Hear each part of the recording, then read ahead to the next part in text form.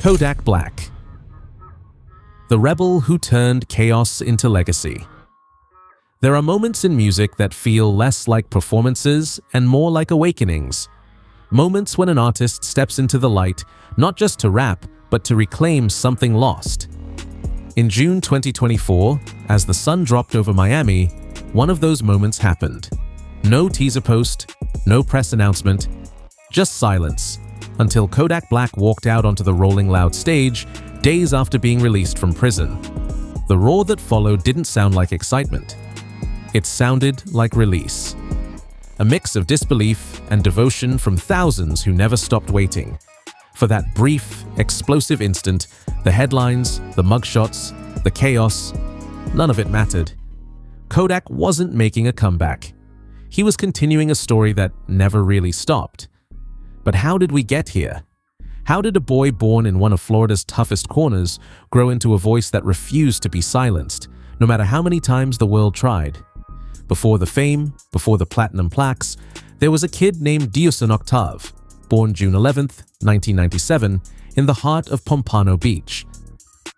Golden Acres wasn't the kind of place you left easily.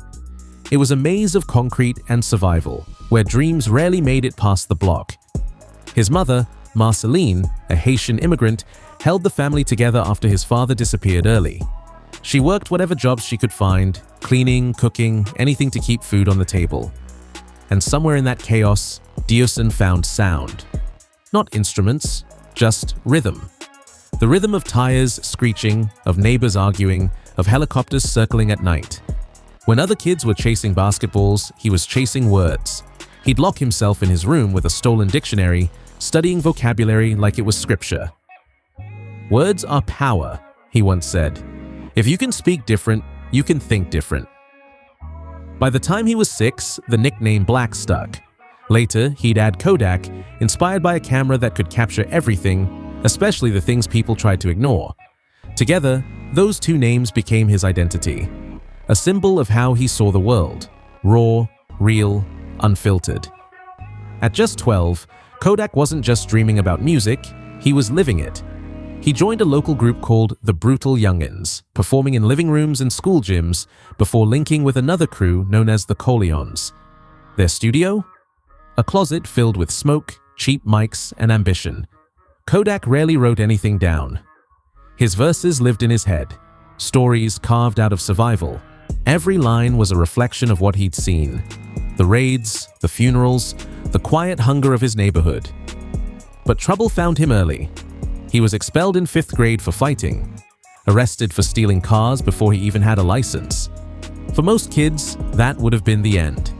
For Kodak, it was just another verse in a song still being written. "When I couldn't afford studio time, I'd steal microphones," he once admitted, "because rapping was how I breathed." By 16, Kodak dropped his first mixtape, Project Baby.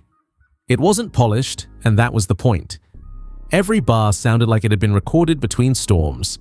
It was pain without apology, gritty, raw, and real. The name wasn't marketing, it was identity.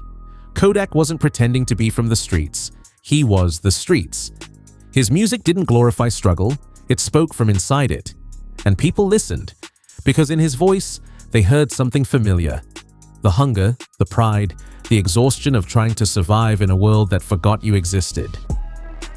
2014 changed everything. 2 songs, No Flockin' and Skirt, turned Kodak from local hero to national name. No Flockin' hit YouTube like an earthquake. The flow was unpolished, the lyrics brutal, but there was something magnetic about it. You couldn't fake that kind of authenticity. Then, in 2015, the unthinkable happened. Drake, the world's biggest rapper at the time, posted a video of himself dancing to Scut. Overnight, Kodak's name lit up across the internet. Labels called.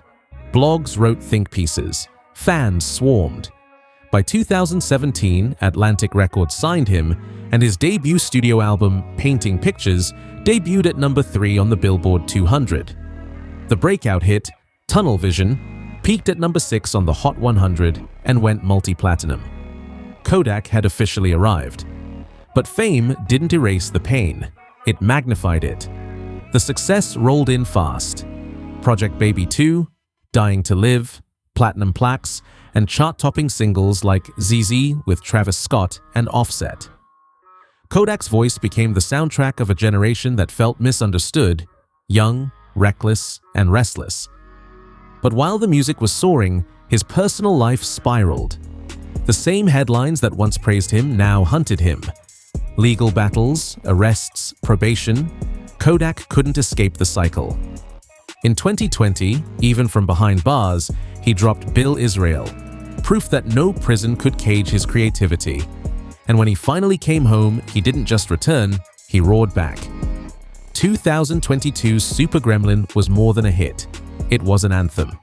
A haunting reminder that even when the world doubts you, resilience is louder than redemption. It peaked at number 3 on the Billboard charts and reaffirmed that Kodak Black wasn't just surviving, he was evolving. That same year, Kendrick Lamar, hip-hop's philosopher, featured him on Mr. Morale and the Big Steppers. To stand beside Kendrick wasn't just collaboration, it was validation. Proof that chaos and genius can coexist. Kodak Black's empire didn't stop at music. Behind the scenes, he was building something deeper, Sniper Gang. It started as a label, then morphed into a streetwear line, and eventually a movement. Every hoodie, every cap carried a message. Survival is style. To his fans, Sniper Gang wasn't merchandise. It was identity.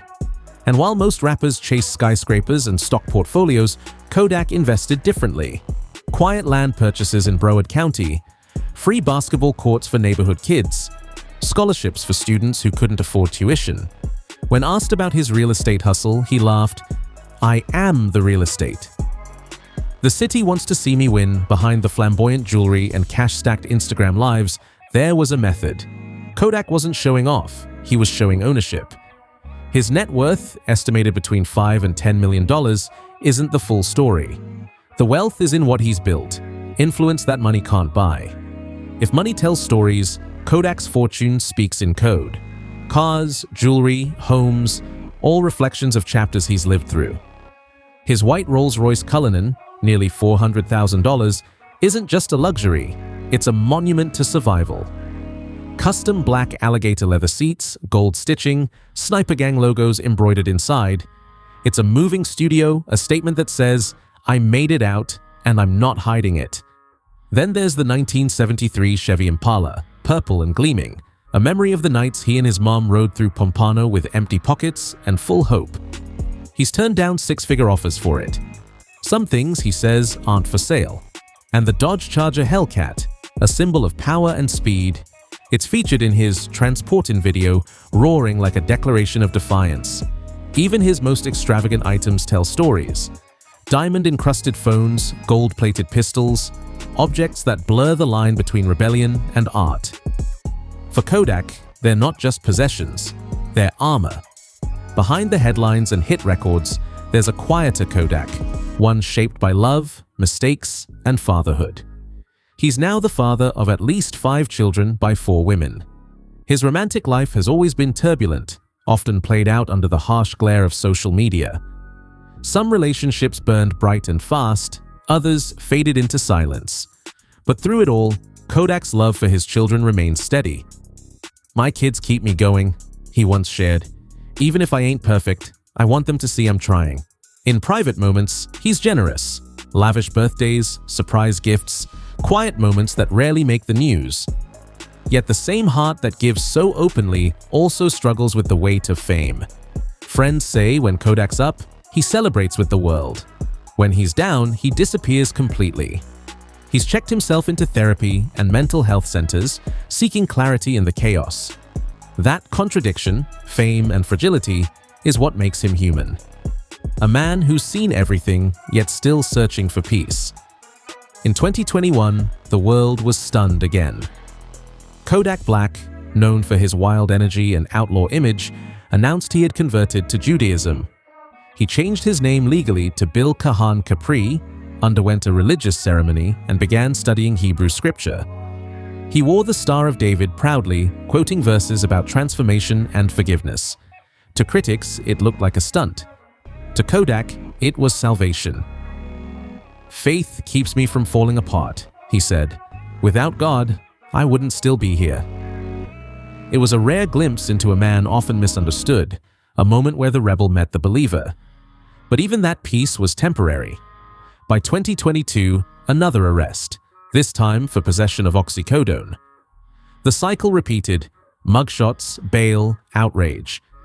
Still, every time the world expected silence, he answered with a song. For Kodak, music isn't just expression, it's exorcism. There's something almost poetic about how Kodak Black turns crisis into content. Every arrest, every headline, every feud somehow feeds the art. While other artists try to escape their pasts, Kodak alchemizes his. It's not strategy, it's survival. His imperfections make him magnetic.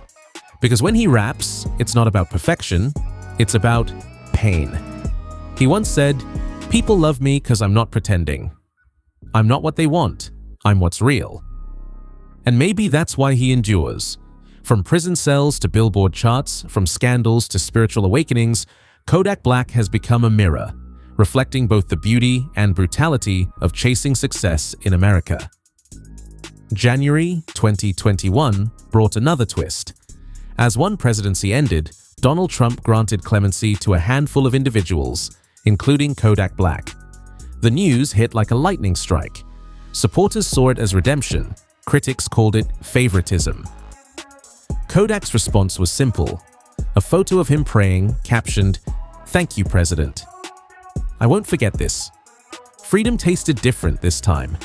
He seemed older, quieter, more cautious. But as always, peace was short-lived. That's the thing about Kodak. His story never pauses. It loops, it breaks, it rebuilds. Strip away the fame, the jewelry, the chaos, and you find a kid from Pompano who never stopped fighting. For recognition, for freedom, for understanding. In interviews, he often sounds conflicted, torn between gratitude and exhaustion.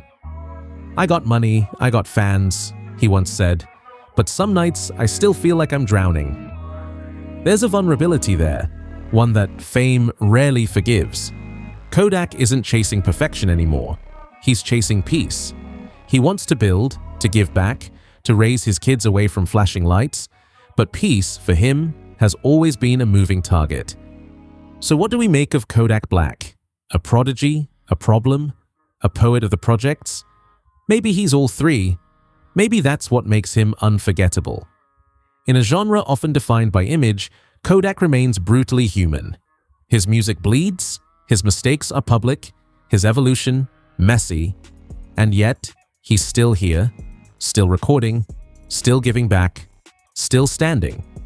Because for Kodak Black, success was never about perfection, it was about persistence. He's not a symbol of what's right or wrong, he's a reflection of what's real. Maybe that's the lesson Kodak leaves behind. That redemption isn't a destination, it's a rhythm. Some days it's loud and triumphant. Other days, it's quiet, fragile, unfinished. And as long as there's music, as long as there's struggle, Kodak Black's story will keep playing, raw, imperfect, and undeniably alive.